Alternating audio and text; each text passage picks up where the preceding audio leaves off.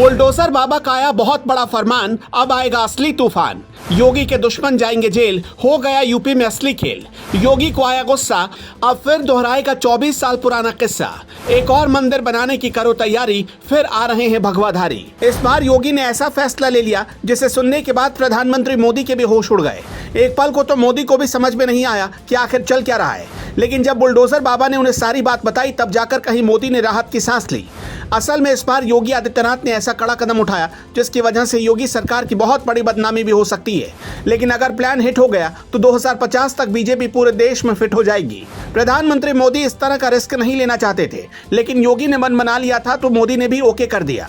जैसे ही योगी आदित्यनाथ ने इस फैसले को लिया, विपक्ष के कई नेता चूहे के बिल में घुसने की जगह ढूंढने लगे। जैसे ही योगी आदित्यनाथ ने इस बड़े फैसले को लिया, विपक्ष के कई नेता चूहे के बिल में घुसने की जगह ढूंढने लगे। लेकिन योगी आदित्यनाथ ने जिस तरह से पुलिस अधिकारियों को पूरा प्लान बता दिया है, अब बाबा की खाकी ऐसे नेताओं की तलाश कर रही है। कुल मिलाकर कहा जाए तो योगी के दुश्मनों की अब खैर नहीं है। प्रधानमंत्री मोदी जहां अपने दुश्मनों से भिड़ना बिल्कुल पसंद नहीं करते, वहीं योगी बाबा दुश्मनों को चुन चुनकर खत्म करने पर भरोसा करते हैं।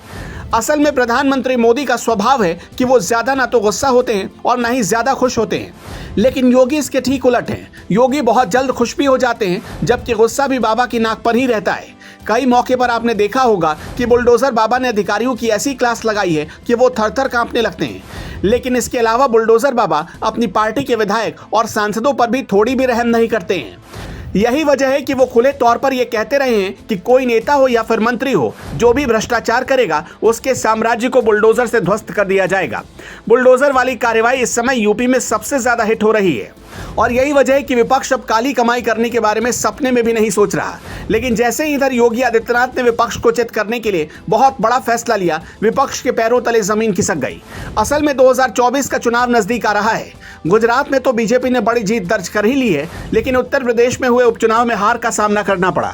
बुलडोजर बाबा इस बात से काफी नाराज हैं और वो चाहते हैं कि 2024 की जीत बीजेपी के लिए अब तक की ऐतिहासिक जीत साबित हो। इसलिए उन्होंने अब तक का सारा प्लान तैयार कर लिया है और अभी से उस पर काम करना भी शुरू कर दिया है।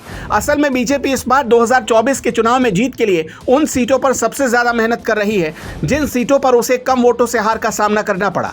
यही नहीं, जिन सीटों पर बहुत कम अंतर से बीजेपी ने जीत दर्ज की थी, उन सीटों पर भी बीजेपी की नजर है। इसलिए इस बार योगी आदित्यनाथ ने दो बड़े ऐलान किए। पहला ये कि माफियाओं को पकड़ने के लिए पुलिस को खुली छूट दे दी गई। योगी ने साफ कर दिया कि अगर कोई नेता भी किसी भी तरह से गुंडों और माफियाओं के साथ मिलकर गलत करता पाया जाएगा तो उस पर भी सख्त कार्रवाई होगी। यही वजह है कि विपक्ष अब औंधे मुंह गिर गया है और अपने सारे काले कारनामों को बंद करने के प्लान में जुट गया है।